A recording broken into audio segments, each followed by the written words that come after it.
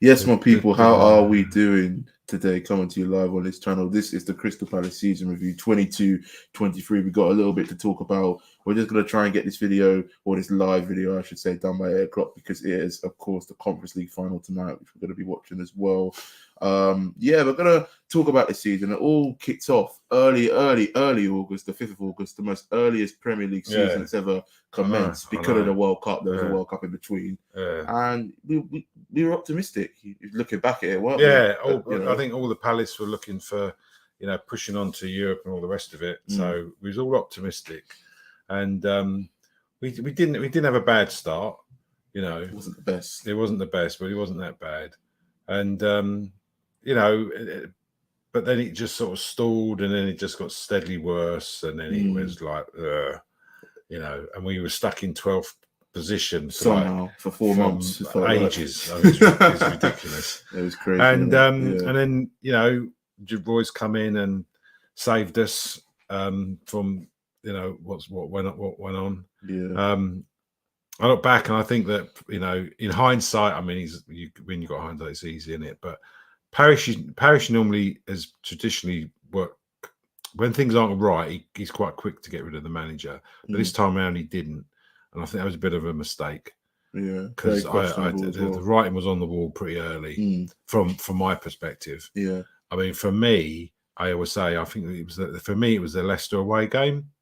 Well, back in October we drew 0-0. Yeah, we 0-0, and then the 3-0 away to Everton, and then it's like, and it's sometimes it's just little things that you notice. And I mean, for me, one of the things was when we played at Villa and we got what's it sent off? Doucouré got sent off, so we had to rearrange, and Wilf was like just completely puzzled as to what was being told to do, and he was looking at his players and he was doing this, and I'm like thinking body language weren't the best towards Vieira. He just wasn't right. And there was a previous game when I think I think Vieira ticked him off a bit, and he sort of didn't like it stuff. But I'm not saying it's Vieira's fault or Will's fault in that stuff, but you could see that things weren't right between the management and the players. And then it started happening in the results. And the thing with Vieira is he didn't learn his lessons, from the following campaign. Yeah, I mean, 21, 22 season. I think his management of the end of football matches is shocking.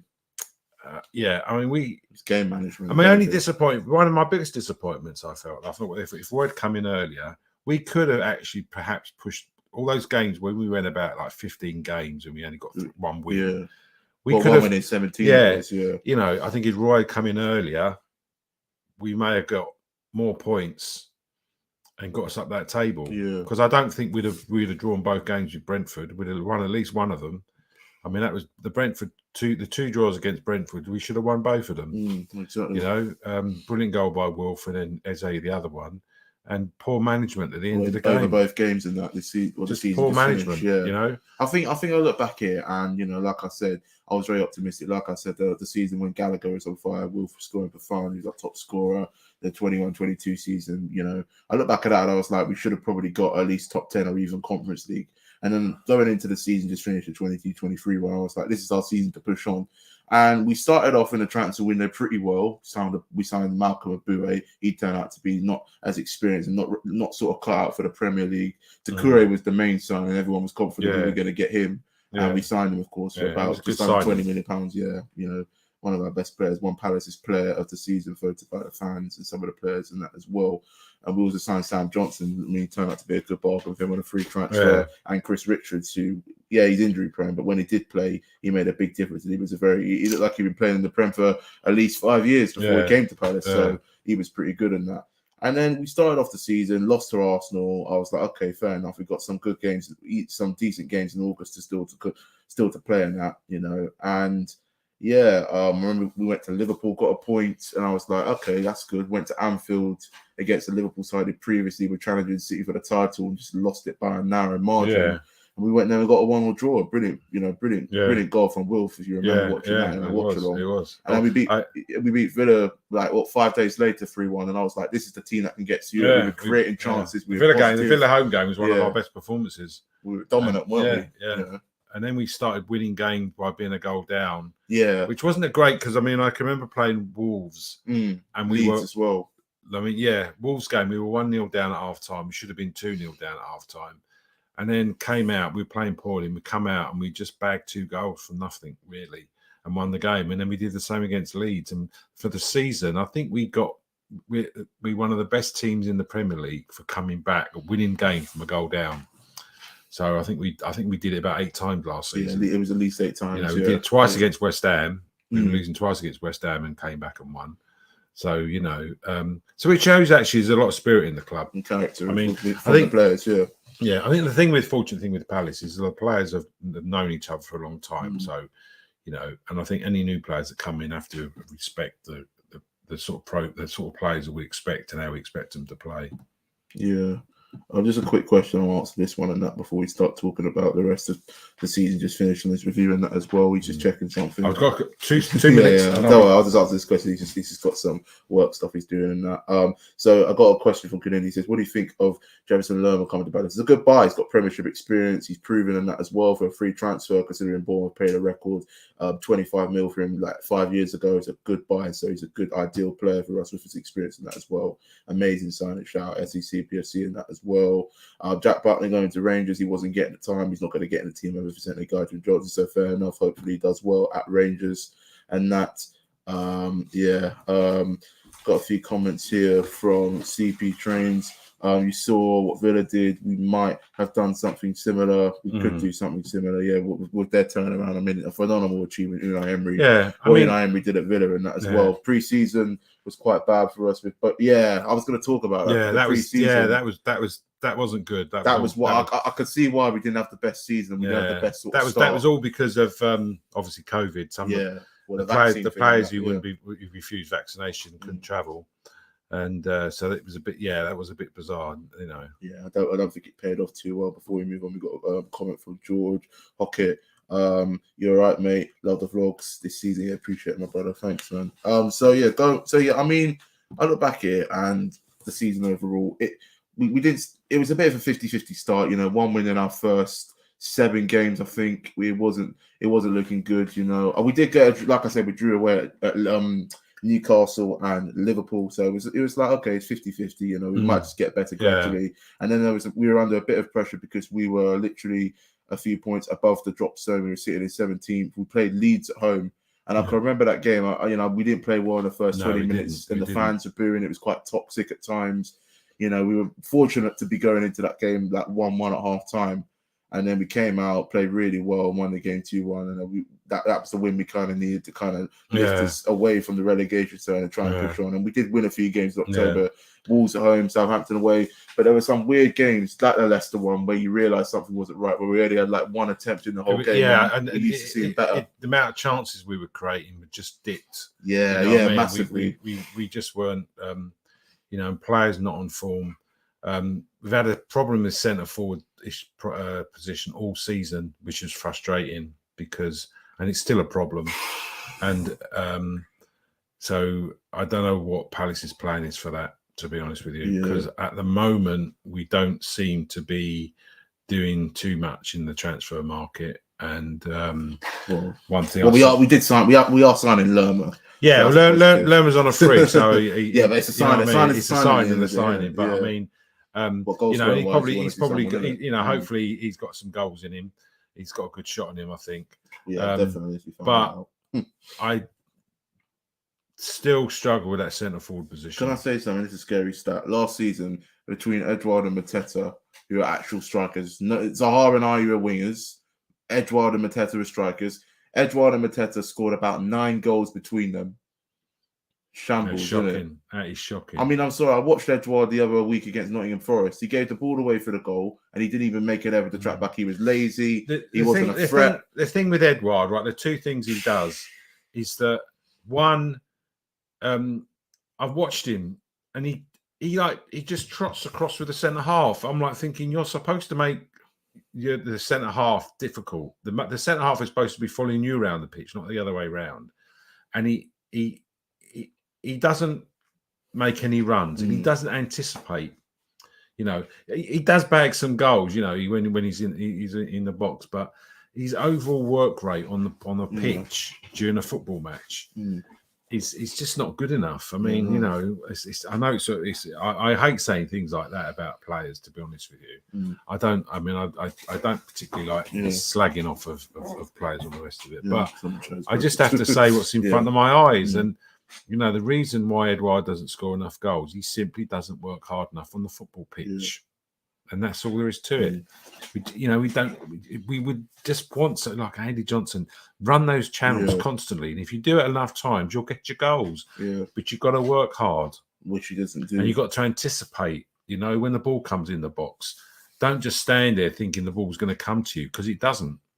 You've got to think, well, I might gamble here. And let me go to the near post and beat the centre. If I do it quickly, I'll get in there.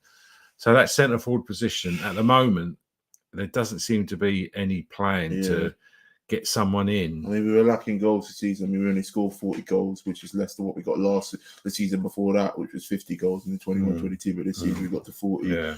And, you know, I think it showed during, I mean, like before the wretched period came and it was a downfall of Vieira, which we're going to talk about, you know, we won back-to-back games at home to Southampton, went to West Ham and won. And then we played Forest away and then we lost that 1-0. I don't think we had a shot on target. The only thing we did was miss that penalty. And then that's where it just kicked off in the wrong way. Again, it's one of those things, you miss a penalty. If we'd have scored that penalty, that'd have been a completely different game. That would have been a completely different game. Because I know Forest won 1-0. They, you know, they deserved it in the way that they play, and their fans were fantastic. Yeah, brilliant supporters, by the way. And that's the other thing. We'll do a thing about the best fans that have come to Sellers Park this season, and who we think the best fans were. So we'll do that. But so you know, and it was just like that, and you could just see that the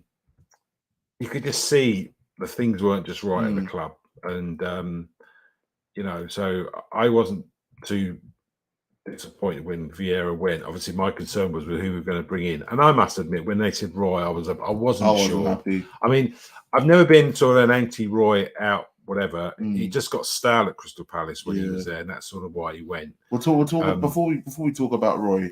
We spoke a bit about Vieira, but I mean, one winning. I can remember we went to a friendly during the World Cup. We were playing Porto Vega, the Brazilian side. We sat in a home store, and it was a game I didn't vlog because it was just a friendly, and I wasn't sort of that bothered by it overall. And you know, we drew that 0-0. I think Zaha missed another penalty. Yeah. And I don't know if you remember, I could hear some of the Palace fans were singing "We Want Our Money Back," and they were booing and they were getting really kind of restless and a bit annoyed. That was when I knew that the wheels could potentially come off. We played Fulham a few weeks later, lost that 3-0. That was one of my lowest points of the season. That Fulham game. 2 red cards, no goal. No goal scored. People focus on the red card, which happens. Well, yeah, but we lost that game way before Mitchell got the red card. We just never turned up that night, and we were poor. And we was as poor as Fulham were good. And the Mitchell thing was just as like it was a bad tackle, and the Tompkins one was silly as well. I mean, and you know, so I mean, after that we went to Bournemouth 1-2-0. I was like, okay, hopefully we could push on. Then a few days later, play Spurs at home, 0-0 at half time, playing well. Then we come out second half and just crumble. I know. I remember the first. It was an unlike Palace. I remember the first 5 minutes of the second half. I thought, God, we can get it, and then they scored, and we just fell apart. And then that's when I thought, you know, there's just something not right at this club, and as I said, it was like someone walked in and switched the lights off. At that period, the atmosphere, the ground was dead. The spectators were dead. The fans weren't getting behind the team. There was no spark on the pitch, and you know, it was just, you know, I was going to the games, and I just wasn't getting. I was really pessimistic every time I went to a home game, just because of what I was watching, you know, and we just never we were ever going to score a goal, you know. We struggled to score goals. There was I mean, look, we lost to like the likes of Man United away, Villa away, Chelsea away, games that if we would have been on our game, we would have done well, maybe got a point. I mean, the Villa game, we lost 1-0. Villa didn't even break sweat. I mean, some of the Villa fans were saying, you know, they got let off the hook. Yeah, because they were playing. Because they said they didn't play. They said they didn't play well at all.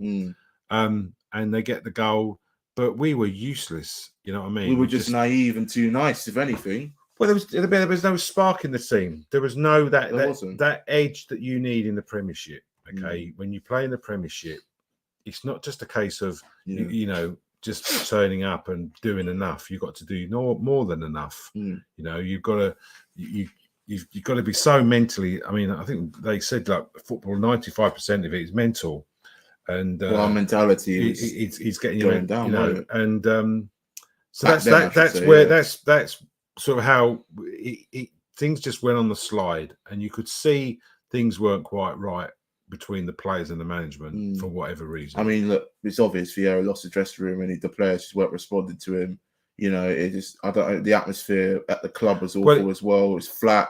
It was just lost. But we lost our identity. I know. He followed his profile. If you look at his management profile, he seems to do that quite. He goes to a club and he sort of picks them up and whatever, and then they go on a downward spiral, and that's it. And there's nothing Vieira. I think Vieira was complaining about not having any players in the transfer window, all the rest of it. And I think Vieira took his eye off the ball. Oh, he did. He's like he kind of gave up as well, isn't it? Yeah. You know what I mean? But and then we know what happened. Well, the Brighton game, we were there. Oh, that was the final nail on the I think the Brighton game one. It went toxic, for me, didn't it? That was the Brighton game was odd. In the first 15 minutes, I thought, wow, what Palace doing? This is brilliant. We were all over Brighton. I thought, we could have scored, and I'm thinking, should have scored. We should have done. Edouard and Elise missing sitters. I thought to myself, this is how we should be playing. This is how we should be playing. I thought our Palace were back. I was like, this is the Palace. We're back. Yeah. We're going to go and score. We're going to potentially go and win. And at least it told me that they knew how to play. They had the players had it in them to go out there and play football and win a game. So we knew that they had it in them. It wasn't like the players were rubbish, but they showed in that first 15 minutes, and then drop of concentration, and then we concede a goal, and you're like, oh, we were never the same. And then we were chasing the game, and we were never the same. And later on, we tried to score, but to be honest with you, after the first 15 minutes, we were awful, and that was the first time I felt the Crystal Palace fans starting to turn, because at the end the players came over to us and they didn't get a good reception. From some of them did. I mean, some of the Palace fans. Well, Whitworth was the only one who got a best. Maybe Sahara and Whitworth. The others just got told to get lost and go down the tunnel. Well, Wilf weren't playing, was he? He was playing. Was he? I think he was playing. Was the only one who kind of showed a bit of flair on the pitch. And that's an on-field player. Yeah. And I mean, they came over to the Palace, and there were some people that always. You're always going to. It's like I'm a Crystal Palace fan. I'm going to clap the team. The rest. Yeah, but even the ones that were clapping, I just walked away. I didn't boo or didn't clap either. I just walked down the tunnel. But there was a lot of fans. You could hear them, and I think that shocked the players. And I think it was that Brighton game away was the thing. It was like, it's over. It's done for Vieira. We're done. We left the dressing room. Done. Speaking of fans clapping the players, there was a few people in front who got absolutely murdered by some of our supporters. Not physically, but they were just absolutely getting slayed because they clapped the players. And the people around were telling me and were saying to them, why are you clapping the players after one win in that 16, after not winning in 3 months, after playing that crap against your rivals Brighton? Do you know what I mean? Yeah. So I can see why they're annoyed, because I think the anger should have been sort of directed towards Vieira more than the players, because but the players weren't playing well. The fact I know. Fact at that time, go back to March when it was a crap period for us.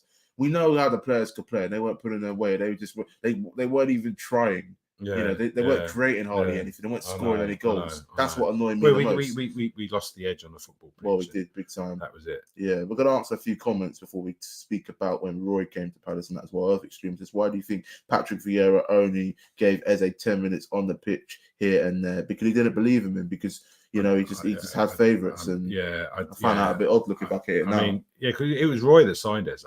Yeah, Roy signed him 3 years ago. And it's bizarre. I mean, how you could not have Eze as a first team pick. Yeah. And you got a squad with Eze in it. I mean, and he's shown he can do it. I think Eze's got to continue to improve his game. I mean, he's been picked for the England squad. I don't think he'll play ultimately. He might be a sub or whatever, but he's naturally got to keep on improving, which I think he can do. And when Roy came back, then Eze was like, back on fire again. So, This is a question from Gahindi. Is it sort of about Parish and looks like the board here.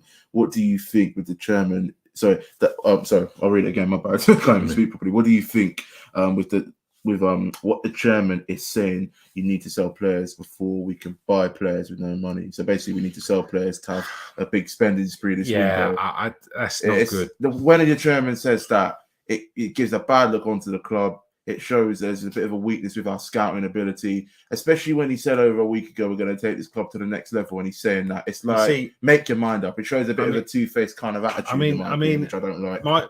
My general experience of these is that when the chairman says something like that, he's setting everybody up for some not great news. So for failure, he's saying that he's basically saying the club got no money. That's what he's saying. He's going, he's saying that we've got no money to buy players unless we sell some players. Yeah. So I think he's priming the Palace fans to say, listen, we're probably going to have to sell 2 of our players, our best players, to get some other players. Well, that's either going to backfire. So whether he's going to sell our 2 best players and bring 4 players in, I don't know. But it's not looking too good, is it? When your chairman says that, and as I say, all the money's going into that new stand, a lot of it, and it's not good. Yeah. Another question. Sorry. Go on. No, that's fine. Yeah. Sorry. Another comment from Cpfc. Pretty sure that the form under Roy Hodgson would have got us 5th. Over the span of the whole season. The fixtures were easy. That was my the thing with Parish. He was too late getting rid of Vieira, and I think if Roy had come in earlier, then we could have found ourselves on the edge of Europe, or perhaps in it.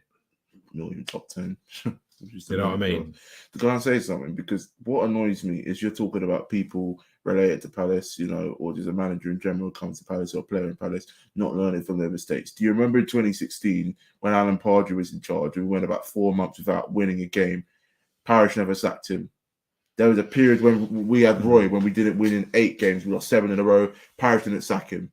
He was fortunate to keep his job there.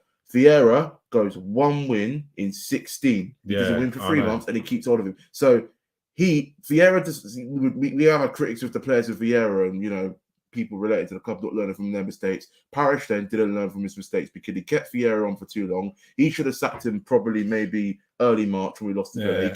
He kept him for 3 games too long, in my opinion, because it just wasn't good enough. The football weren't the best, and it was just making the club even flatter. He must have known what was going on, and particularly. Well, surely he did. Particularly with So particularly when the guy who's the Palace guy who got sort of sacked but didn't get sacked. Sean Derry. Sean Derry. Yeah, good old Derry. That was a punch in the nose for Vieira, where Sean Derry supposedly gets sacked and he actually just got sent home with pay. So that showed a bit of disrespect to Vieira, to be honest with you. That we're cutting the new kit. I don't mind it actually. I don't mind it actually. It's great. I'm not gonna lie. A lot better than that one from last season with the squiggly stuff. I like that one. That one there. Yeah, it's probably one of our best home kits ever. I can remember watching Palace in the old colours, claret and blue. So it shows how old I am. But I don't actually. I don't mind it. To be honest, I think what they could have done, they could have made this side blue. They could have put the blue on this side and the red on this side, and then I would give it maybe a 9 out of 10. I think for me, I'll probably give it maybe a. Yeah, maybe a 7 out of 10. I do prefer the actual stripes, to be honest. Yeah.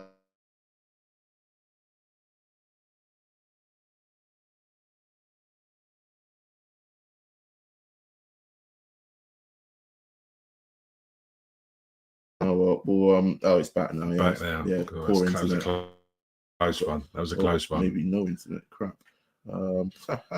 Is the internet even on? Sorry. It's on. Just checking. I thought the internet we're went still off. here. We're still here. I think Vieira's tactics were the reason for Eze's form. Yeah, he just wasn't a Vieira player. Eze, you can see why Vieira wasn't adding him into the team, and then you bring Roy in. We'll talk about our player of the season later. But you bring Roy in, and then he just makes Eze into a phenomenal player, innit? You know what I mean? I think we'll just think of a few players usually comes to nothing. Yeah, there's not much going on apart from the learning. I think with the end of the season, a lot of players go away on holiday and stuff, and it's not until they all come back and July. You start working out, you know, because there's loads of teams. I mean, I don't know of any transfers that are going on at the moment, to be honest with you. Yeah. You know, I'm not aware of any of the teams buying anybody at the moment. Yeah. We'll try. By the way, big up Eagle Eye Football. Go and subscribe to them and that as well. We're going to try and get through as many comments as we can, but we want to be done by 8 because the Conference League final is on at that. I suppose, you know, we've spoken about Vieira, we've spoken about the board mainly in that as well. I suppose we better, you know, focus mainly on the turnarounds that kept us in the Premier League. The Roy Hodgson relegation turnaround, you know, he kept us up again. For the second time. Yeah, I mean, it was 6 years.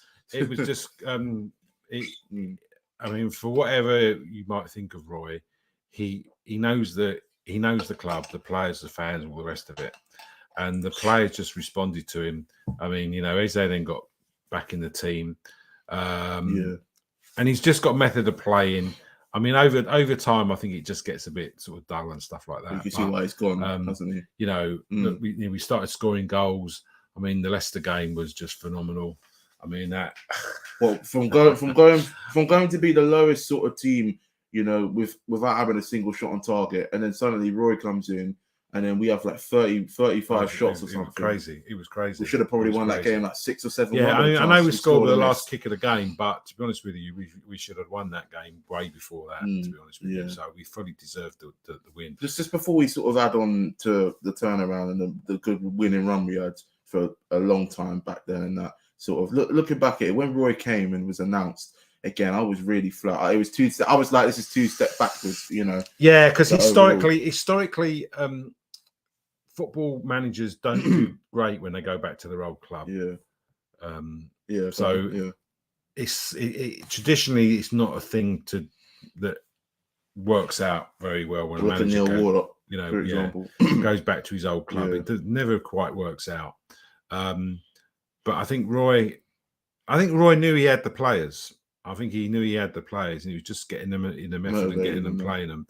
Well, he organised them. He said he wanted to see enthusiasm, energy, and all of this, and it paid off well, didn't it? And it paid off. I mean, you know, and I think the height of it was when we went to Leeds. I mean, 5-1. You know, I look back at that game there, and when we won that game, I thought, right, we're safe. We're not going down. I didn't think we'd go down. And I thought Leeds are in trouble. I mean, because I've never in my days of watching football seen a club capitulate so badly on a football pitch. I mean, when you think about it, after 30 minutes, I was watching the game and thinking, oh, here we go. Another visits to Ellen Road, another 1-0 defeat. Crystal Palace playing like a bunch of idiots and just not doing anything on the pitch. And then we get the equaliser. And I thought, okay, right on half time, which is a great time to equalise. Come out second half and the Leeds, I mean, I just couldn't understand defensively. I mean, we were as good as they were poor. I mean, you know, but that was a game I thought, and then we just moved on from there. We just went on from there, and you know, I think we had a couple of defeats and stuff, but we won 4 out of 6 games, didn't we? So you know, it was just great, and the whole place lifted. Yeah, I mean, you know, particularly after we beat Leicester, the whole place lifted, took off. It was we beat Leicester with the last minute goal from Ateta. He's probably his best moment as a Palace player because he had fans gassing him up. And then he went back to his usual self a few weeks later, of course, for the rest of the season. Went to Leeds, won 5-1. That turned our season around, and that sent Leeds down. And that just, you know, I mean, that just showed that we had the ability, we could play the football, you know, and that was a result that just kicked on our season and just mainly kept us in the Prem, to be fair. Went to Southampton, won 2-0. I mean, they were down by then pretty much. We dominated them. Eze with 2 brilliant goals. And all them games that we won, virtually, we were without Zaha, even though he played in the first half against Leicester and went off. But when we were scoring the goals and playing a decent football, it was mainly without him. Something we haven't seen for ages. Something we've probably never seen. Do you know what I mean? In the Prem. And it's something that we've probably going to have to get used to be honest with you. At this rate. I can't. I think we'll. If he was staying, I just feel as though he would have signed by now. I don't know. I'm hoping he doesn't go to Saudi Arabia, but I don't. He's not that kind of. I don't think he's that kind of person. You'll make money for life. I mean, you will make your millions upon millions upon millions, okay? But as a professional footballer, do you really want to end your career playing in Saudi Arabia at that quality of football? I mean, perhaps if Wilf was 34 or something, I could probably understand like Ronaldo, it. But Wilf still got 4 years in him, I think, at the top level. And, you know, and I'm just surprised. Actually, nobody's actually come in for him, which is a bit odd because he's a free contract. You'd think that someone would have come in for him. I mean, I think there's been interest for some foreign clubs and stuff, which I don't think. I don't think Wilf is particularly interested in going abroad, to be honest with you. So I think he sort of settled, you know, where he is and stuff. But yeah, but we'll just have to wait and see. You know, I mean, I'm hoping he does stay, to be honest with you, because I mean, you know, he's a sort of player. Even if he's playing really, really, really bad, he can. He's a bit like Ian Wright. You know, Wright can, when he used to play bad, suddenly he gets your goal out of nothing. You know exactly. I mean? Same with Wolf at times. You know what I mean? Just get you a goal and win you a game. So you know, you know. So yeah, well, I think overall, you know, I mean, it was mainly the likes of Elise and Eze that played a big part in us staying up, you know, attacking. And of course, is Roy going to be still with us next season? He's not. I mean, is he? I mean, I don't know. There seems to be a shortage of Premiership managers out there. Well, I mean, Tottenham. 17 was sacked last season. Yeah, Tottenham are faffing around, and they've got this guy from Celtic. I mean, I don't know how good or bad he is. You know. But who Palace are going to bring in, I have absolutely no idea. I mean, people said Graham Potter. I mean, I don't know. Well, you can't. It's hard to say. You couldn't really do. You know, the thing is, you don't want to end up with another type of Vieira manager, a young manager who's demanding. Like, we ain't got the money, and then we just fall down the pecking order, and he just loses interest. And gives up. I mean, I wouldn't mind Potter, to be honest with you. But he needs him. Parish has got to back him. Would Potter even come to Palace if he knows? Listen, if he knows he's not going to have any money, he wouldn't come to Palace. I mean, I think that we might as well stay. We might as well stick with Roy, or let someone, I don't know, like they might have no choice but to give it to Paddy McCarthy because we haven't got anyone. I think that's what want to come to the club as a manager. If you're a manager, I mean, the first thing you're going to say to the chairman is, "How much money have I got to spend?" Well, Parish has already said you ain't got. There's none in the pot. Yeah, there's nothing there. So would you come to Palace to manage the club? I mean, it's a difficult one. Yeah, we're just going to read through a few of the comments in that as well. Game of the season: Leicester at home or Leeds away? Leeds away. I'd say. Definitely. I'd have to say Leeds away. We got 5 in it. I'm actually. Just a few comments going on there. Simon says, "What's going on with Roy?" Manager situation, great coverage of the season, guys, great vlogs. We were just speaking about that. I mean, God knows if he's going to be staying or going. They might have to just give him another year if we can't attract a manager, if we can't back a manager like Graham. I mean, I'd like to think they give Roy some sort of position in the board. Because I think Roy's got a lot of advice to give in running a football club in the Premier League.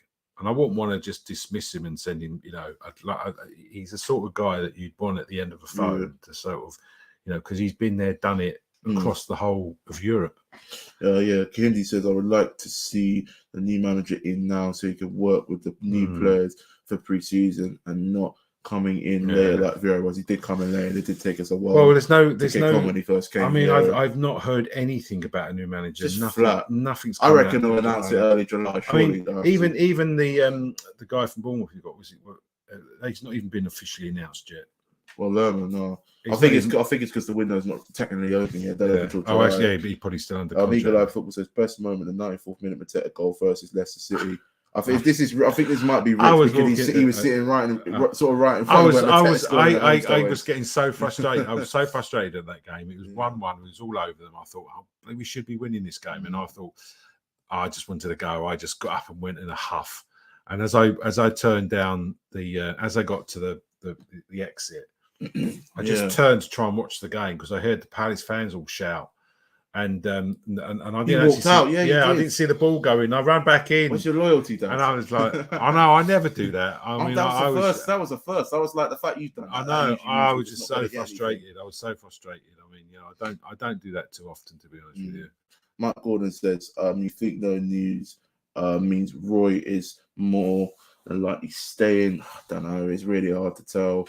He even came out in the press conference after the Forest game saying he's not even sure about his future. So but I'm just saying, it's hard to predict. Somebody at his age, right? If he was going to retire, he'd say, "No, look, I've had enough. I'm done. I'm not going to be doing this anymore." But he never said that, and he's like said, basically saying, "Look, if Palace come for me, I'll do the job."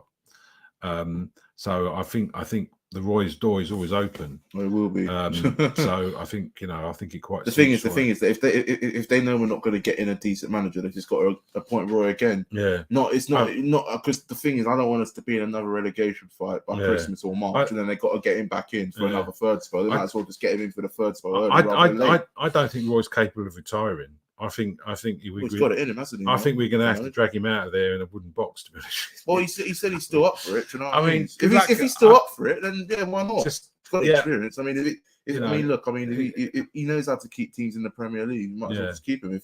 If Parish is basically saying we got the money, we're probably just going to have to stick to flirting around in the mid-table, just above the relegation zone, and stay up and finish maybe like 14th to 11th. I mean, as long as we're in the Prem, I think that's all people care about. Even though I would want us to push on. I'll get on to more about that sort of topic towards maybe the end of this video and some other video and that as well.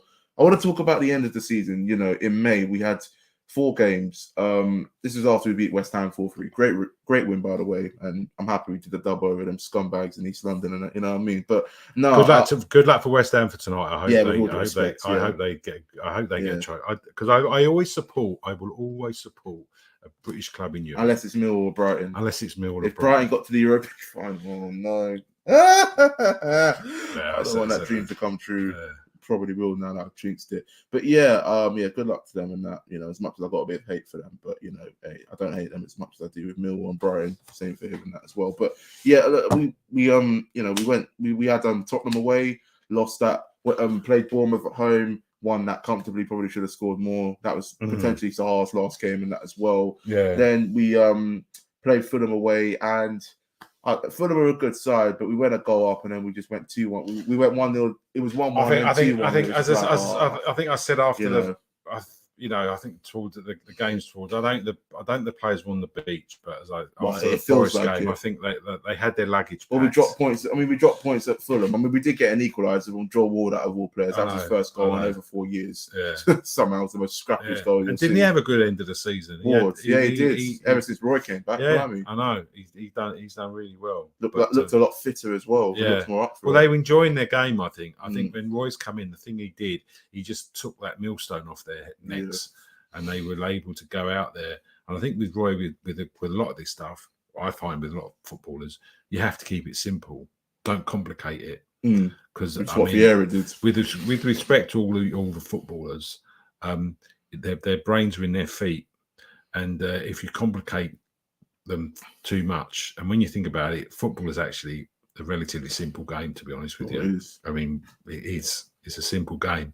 But it's very difficult to play it. It's very difficult to play it really well simply, and that's why Man City are great, because they just, because when you think about it, all Man City do is they know how to pass the ball. They run into space. Every time a guy's got the ball, 2 other players make themselves available to take the ball. You can see why why they've won the title 3 years in a row. You know what I mean? No one can catch them. No one can. It's very, not even us. It's simple. But it's actually, in some sense, it's quite difficult. But, if you've got players that can work hard and got talent, the basics as well, it makes it an old league. And I think when Roy's come in, he simplified things and the players responded. And off we went. His job when he came in March was to keep us up. It was as simple as that. I thought we'd probably finish just above the relegation zone. I thought we'd challenge. I thought it would be the game between us and Forest, which will decide. Which at the time, back in March, looking back at it now, which would either be Forest or us going down. That game was nothing, obviously, because both sides were safe by then. But, I got the relegation so wrong. If you'd have told me back in probably end of February or March that Leicester and Leeds were going to go down, I wouldn't have believed you. I would not have believed you. I would not have believed, because I looked at the table and I'm thinking, well, I can't see Wolves going down, and I can't see Leeds going down, and I can't see Leicester. Everton ever going down. And then it like Leeds. I thought Southampton were sort of on the slide. I thought it'd be Southampton, Austin, Bournemouth, in my opinion. And I thought, back in March. and I mean, the amount of times I wrote Bournemouth off was ridiculous. And I even now, when I think about it, I still am shocked that. Well, I'm shocked that Leicester went down because they're the players. The squad they had, they should never players have that gone they've got, they should not have been relegated. Yeah. That's the end of it. Leeds, on the other hand, I really didn't appreciate how rubbish they were until I watched them at West Ham. I'm thinking, you've gone to West Ham, you've got to get 3 points out of this game. You go a goal up, and they were just. I'm not thinking Sam must think I'm in paradise here, and we 1-0 up. Just play like a Sam Allardyce team. Yeah, but it was the players, and the players that their egos get the better of them. They didn't play like it's like just defend, just park the bus and defend. Yeah, they fell apart. There was no system in their play. I mean, it's the Tottenham game. I mean, the Tottenham game 1-0 down in 2 minutes. Go 2-0 down early on in the second half. Do a typical Leeds and get back into the game. A minute after they get back into the game, it's an 3-1 because you let Harry Kane run through unmarked. And the last minute to some Leeds season up, Lucas Moura, it was his final game. He just runs through them and no one even stuck a foot in. And the fans went mental. It was toxic. It was like how we were at Brighton when we lost 1-0 to them. So that sort of shocked me. Yeah. I mean, and Southampton were down by early. And then you know what I mean? the way we turned around, and then that's when I started getting frustrated, thinking, God, I wish we would. If we were to come like 5 games, if we would have got a Roy end of February, we would have gotten top 10. Maybe even challenge for Europe potentially. Well, maybe top 10. Let's be real. Yeah, would have been top 10. Definitely. I think Vieira was done before the World Cup. I thought he was as well. And I was thinking that perhaps they were going to let Roy go let Vieira go during the World Cup. Yeah. So but anyway. I mean, ending the season, I think. Football, innit? I mean, do you think we were on the beach, or it's just, I don't know. I don't think he was on. I don't think he was on the beach. Always summed up our season, really. Yeah, I don't think he was on the beach, but we certainly had the bags packed. Yeah. But it's just one of those things. Once you know you're safe, your natural thing is to sort of switch off and not be as, I mean, I think that if we'd had to beat Fulham or we had to beat Forest, we probably would have done. And I think if Forest had to beat us on that last game, they would have done if we were safe. Yeah, definitely. The way it was going as well. Time. Yeah. Now, best moments of the season. I want people in the comment section, put your best moments of the season. There are a few, despite the ups. Despite some of the lows, we had a lot of ups at times as well. I think what's your best moment? Few moments. The last minute goal at West Ham. Definitely. That was pretty special. Same here. And the 5-1 at Leeds, that was crazy. The Southampton away day was good as well. Yeah, that was a good away day. And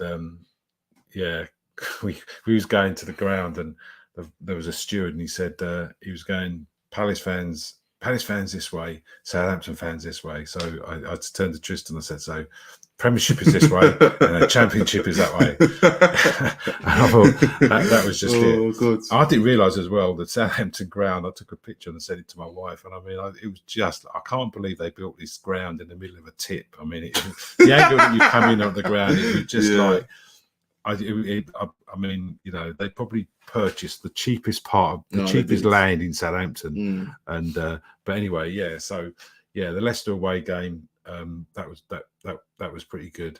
The Leicester away game. So not Leicester away game, the Leicester home game with the last minute. Yeah, the home one. So I was going to say that Leicester game away was crap compared. My worst one, I think, was the Everton away. We went all the way up there, played crap, lost 3-0. It's just like. There's nothing worse than going up to a place like that, losing, and then getting that coach in the way. I know we're talking about best moments. I haven't put the worst moment because I didn't want to be too negative. But the worst moment was when we lost to Brighton. Not just because it was Brighton, but it was we got kept back for an hour afterwards. We were all cramped in. You had the police filming us all weirdly. You had the Brighton fans taking the mick out of us, just standing in the way, throwing flares. Yeah, it started to rain. We didn't get home till 2 a.m. I had work the next day, as did he, and it was just an absolute freaking nightmare. It was hell. Yeah, it wasn't just good. The whole day was just miserable and just was a nasty time to be a Palace supporter. But if we go back to best moments for me, I mean, pretty much what he said: the West Ham game away, the Leeds 5-1, the Leicester game at home, beating Aston Villa 3-1 and that as well. And meeting some of the Palace supporters, getting comments that people loving my channel and everything. Yeah, that means the world to me. That's also up there as well. And the Zaha painting on the side of that house. Yeah, in memory of him for what he's done for the club. That was another highlight. Me looking at me just going up there and look at it. It was really good as well. To be fair, the positives. And that Maxi Jazz Tifa and that as well. That was rest in peace to my cousin and that as well. That was wicked. I thought that was really well done. That was really well done. I thought very thoughtful. Yeah, pretty good on that as well. Got to have a look into the comments down below here and that as well. Hold on, what's it from? It's just a few comments, people just chatting. We're going to read some actual comments and questions. So Cpfc, love that. I'm going to wait for the away and third shirts to come out before I buy. Yeah, I think he means the home kit and that. It's a half stay, we're not sure. Loving the new home shirt, the big red and blue, the red and blue army. People are loving the kit, fair enough. I think MacArthur and Luke are the only ones who left. Hindi says, for the teams that went down, which players would you like Palace to go for? Oh, blimey, some of the Nacho. I want to hear Nacho. Yeah, Nacho would be good. He's got experience. He's a good player. Probably afford him. He probably wants a lot of money. I think, to be honest with you, we could have probably focused on some Southampton players. I wouldn't. Trey Adams is a shout. The reason why Southampton went down, change the subject sort of a little bit quick, is because they didn't have Premiership experienced players. At least Leicester did, and you could say Leeds kind of did as well. Yeah, well, the thing with Southampton as well, they suffered when they, again, like us, they couldn't score goals. So would you want one of their centre forwards? Imagine him and Zaha in the same team. Yeah, that could be fun. But yeah, I don't think Ward-Prowse. I think if he's going to lead to Southampton, he's not going to come to Palace. Any of the Leeds players, dads? No, I don't know of any. Bamford, and no. There are no Leeds players that I would be interested in. Yeah, I'm surprised Tristan's bed cover. Yeah, that's what you got to get. Crystal Palace do that. That's your next. I'm an adult. I'm not 5. No disrespect to my club, but I just you need a Crystal. That's right. No. I'm going to get him one for Christmas. You're not going to get me one. I'm going to get him a Crystal Palace duvet and a pillar set as well. Yeah, he still thinks I'm 12. No, joking. Callum Tilling says, what aspects of Eze's game do you think he needs to focus on? Scoring more goals against the big teams, I'd say. He needs to improve his performance against the bigger teams, because when he plays the better teams, he tends to disappear sometimes. And I think he's just got to, man up and get in there and get on with it. He's been consistent recently, hasn't he? And defensively, I think he's getting a defense. He's getting better, but it's a thing with experience. But I just hope that Crystal Palace keep playing him in his right position. Like Cam, not as a winger. Yeah. Eagle Eye Football. What do you think Lerma would offer us? For me, physicality, strength, experience, a bit of pace, a bit of quality in that. So that's what I love to see, and I think he'll link up well with Anderson especially, and a few other players. The reason why I say Anderson is what happened when Anderson punched him in the face. I don't know if I don't think it was intentional. I'm sure players get over it. Yeah, they probably will. That'd be interesting. They'll probably do a video with Anderson announcing Lerma when he eventually signs for us.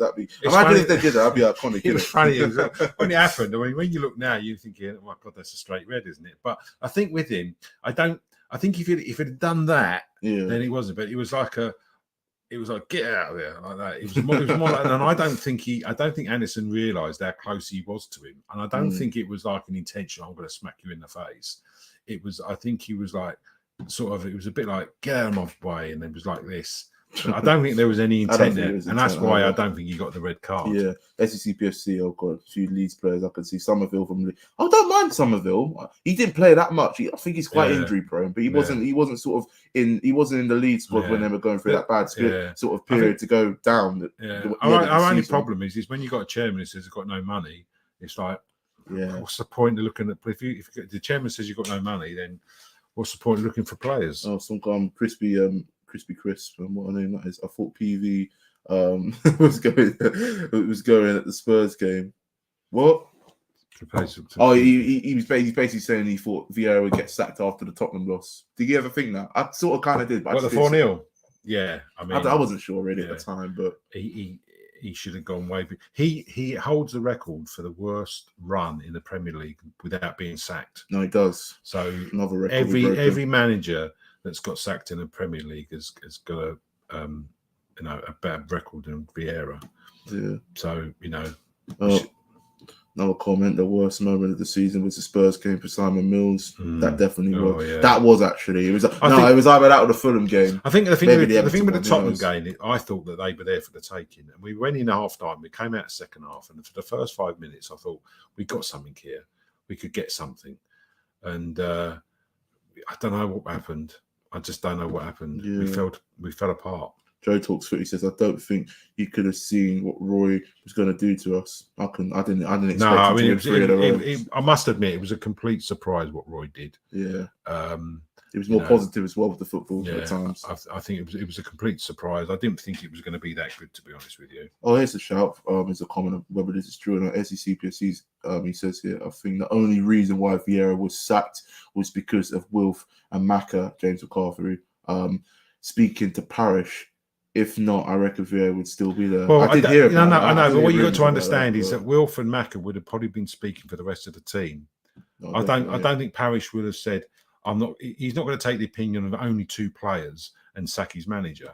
So Wilf and Maka would have been having the backing of the rest of the players in the squad. And I'm sure Parish would have think so. I don't think you can really sort of, When will your dad be buying a new kit? No. He's already got a shirt for next season. He's old school. Tristan bought me this. I'll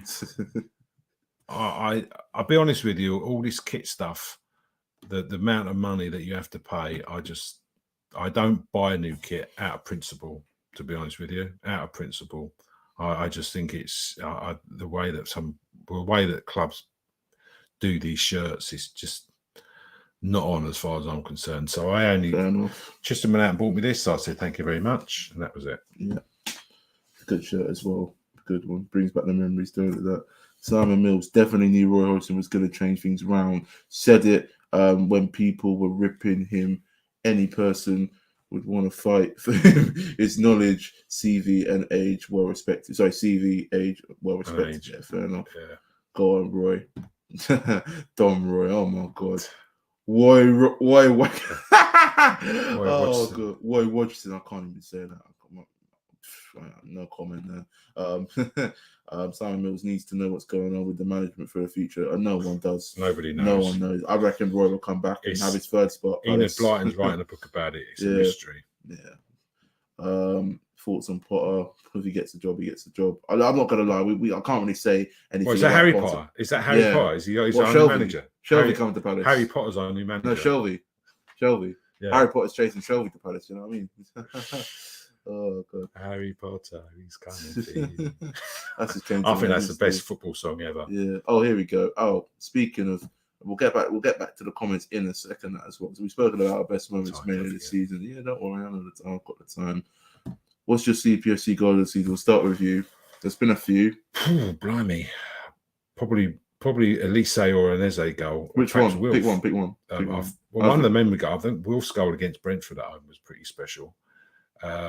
Eze's goal, what was it? The one I think he scored against Wolves, I think it was, or Leeds. Bournemouth. There was one. Bournemouth. Yeah. No, well, they and Bournemouth. Oh yeah, the Leeds. We scored the Elise one at West Ham in the last minute. That's the and the Man United free kick. So which one? You got to pick one. Oh, blimey. I'd have to say I'm going to go for Wolf's goal against Brentford at home. Fair enough. My one is going to be the Eze goal against Bournemouth at home. Just under a month ago, when Elise with that superb pass, the long ball, and Eze controlled it, ran with it, and the finish, the keeper didn't even move, top bins outside the box. That's a goal of the season for me. I think it was better than the Elise free kick, in my opinion, to be honest with you, in that as well. And also here, our player of the season. What's your player of the season? I probably have to agree a lot with Decorator. Same here. Because I think he just consistently, he had a bit of across the whole season. Had a little bit of a wobble with when he got red cards, and I think that's when things were going wrong with Vieira. With the club. Other than that, I mean, I think he really just sort of puts his ball, he puts his foot on the ball and thinks about what he's doing. And he's just unfazed when he's playing sometimes. I love to see him shoot a bit more. Well, he does, but he just needs a bit more accuracy practice. Goals. I just want if he could shoot a bit, if he could have more shots on goal. Yeah. Hopefully he'll improve in that as well, to be fair. And Crispy Chris says definitely the meltdown after Mateta's last minute winner, William Block B, Homestyle, and it went mad. Yeah. Speaking of home. We are at the Homestyle end next season. Yeah, some people. I think it's Block B or C, I can't remember. We have left the same. Yes, they should recognize that Tim Woodall has left the Sainsbury's end. It's the White Horse Lane. No, it's the White Horse Lane. People ain't gonna like you for saying that. Well, the White Horse Lane end, yes, the White. That's what we know. We had our fair memories, though. And we're off to that Homestyle end. We're going to annoy the people around us. So yeah, we'll be standing up all the time. That'll be fun. So I'll have to get my Zimmer frame out so I can lean up against something. I mean, there's not going to be plenty of room there. What do you think? There's a picture about us. Yeah, it's great. Wait, what There's a Haas picture outside the stadium. Oh yeah, it's amazing. Yeah, about time they did fantastic. Something like better than a statue. Great. Well, exactly. Who knows? They might still do one on that as well. We've only got one room for a statue, and Roy's got that. So yeah, true. Actually, he's kept us up twice. He might even do it a third time next season, when we're probably going to be battling relegation at this rate.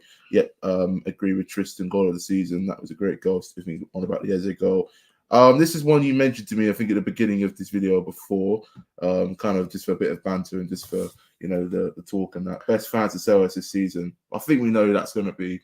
Mine's Nottingham Forest. Same here. Last game of the season, they were absolutely brilliant. Better than we were. Just sang the whole 90 minutes without stopping, basically. And they were down there. They saved themselves. And even when we went to the Seagram, we went up there, and they were really good.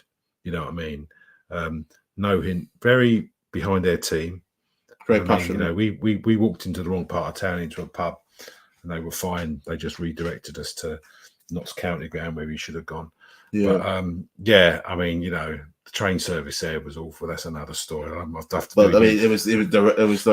were rail strikes, so the direct route wasn't on this. It weren't even open. They were doing some engineering works so you couldn't get a direct train to Nottingham from London, so we had to go and get a train, and it was Grantham.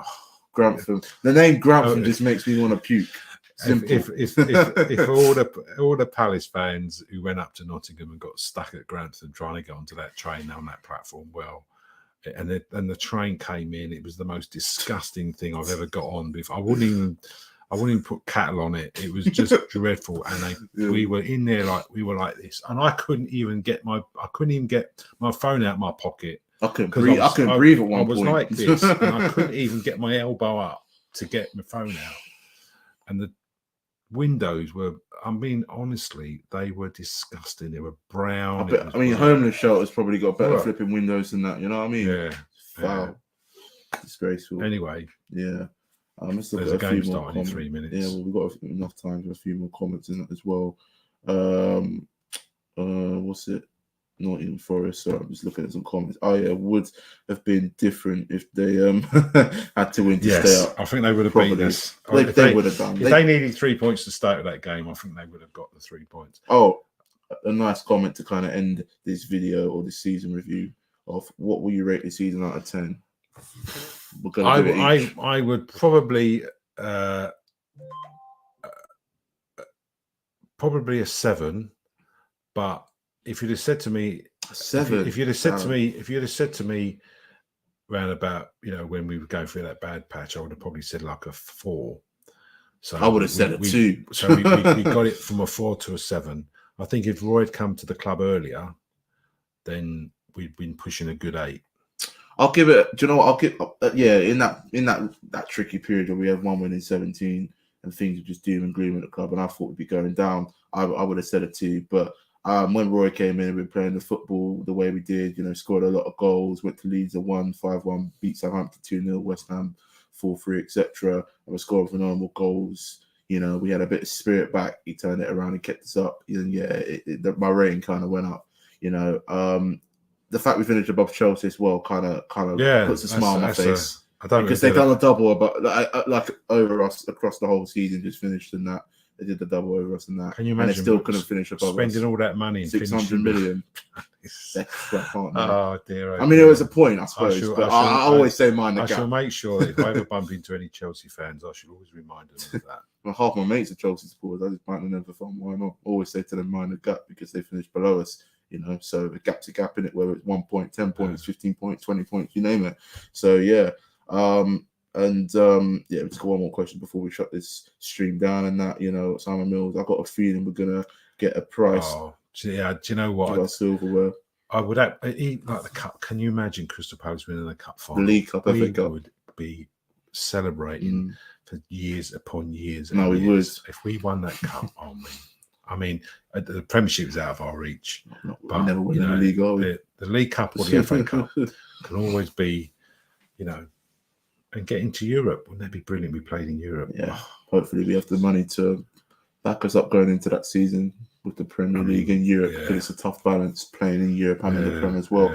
Anyways, people, make sure to like, share, subscribe. Hopefully if you enjoyed this live season review on my channel, myself and my dad, we will see you a lot in the next video, whatever that will be. Going to be taking a bit of a break in that as well. So yeah, once the transfers start to pick up and the window opens, you'll hear a lot about that, plus some games going into the new season, pre-season games, and when the new season comes around and that as well. So make sure to like, share, subscribe. Socials, you know where they are, description down below. I'll see you a lot in my next video.